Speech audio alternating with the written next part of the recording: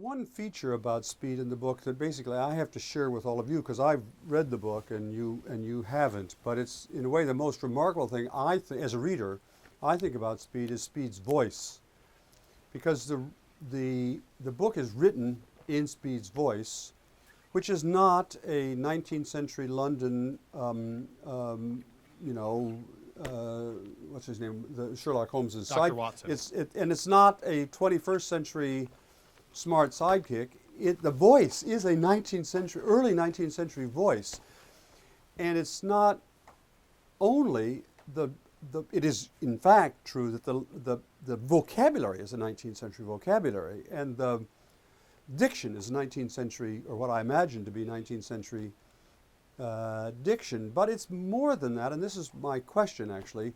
And I don't know if it'll work for you guys because you've not actually read it, but I'm confident if you read this story, one of the things you're going to be most surprised at is it sounds like you're actually listening to a person from the frontier in the 1840s. And I don't know how that happened, actually. Having read it and noticed that, I still went back and looked, and yes, you can see the vocabulary. There are words that would have been natural then that seem very archaic now and so on, but it's not just that. So how did you do that? I honestly do not know how you did it.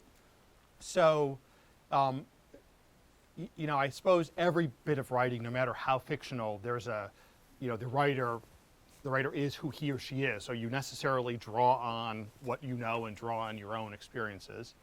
So part of the answer is Speed was a young man who had a, accomplished, impressive, large character father with whom he had a sometimes complicated relationship. And so it's possible that there are certain elements that I could draw on by autobiographically. I did not know he was going to say that. And similarly, he was someone who had somewhat gone against the perceived wishes of his parents in terms of the career that he chose to pursue. So again, there are certain things.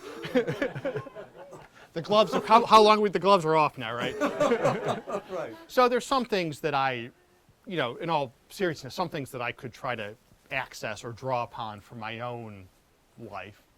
But in terms of the voice, I did try. What I envisioned is Speed is writing this down for the reader, and I wanted, one way I thought about it is, okay, I'm giving the reader the experience of sitting on the shoulder of the best friend of the most famous person in history, or American history. So you're sitting on the shoulder across the common table at the inn having dinner with Speed, or with Lincoln.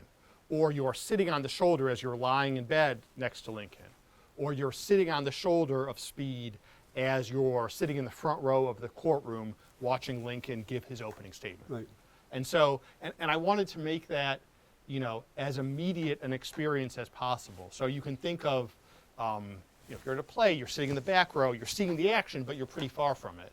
Or you might be sitting in the front row, you might have got the premium seats, and you're very close to it, but there's still a stage and then you. And I try, as much as I could in the writing of it, I tried to put you on the stage. And so you are literally up on the stage on Speed's shoulder, watching the action, seeing it as Speed sees it, and experiencing it hopefully in a very immediate way. Let me just one more thing on the language. I did work hard to make it sound like it would have been written by Speed in the 19th century, and also not, because I think one thing I started out it took me 5 years basically from when I started this writing process until today, and 4 years between when I started writing and when I sold the book. So went through lots and lots and lots of drafts and iterations, hopefully getting better. And one thing early on I said, well, I'll just figure out what did an 1830s novel actually sound like. James Fenimore Cooper was probably the best-selling author of the 1820s. And so I picked up a couple of James Fenimore Cooper novels. And they are impenetrable. Yeah. I just cannot make heads or tails. I know we make high school students read them. They're impossible to read. It's not quite, the Canterbury Tales, Chaucer, but it's very difficult to read. And so that was not what I wanted to do, because I wanted to have a very accessible, the readers in 2016 can read it and not be off-put by the language, but at the same time, sort of give it the patina of sounding like you've come across, the journal that Speed was writing out each night, or the journal that Speed was writing out describing his adventures with Lincoln.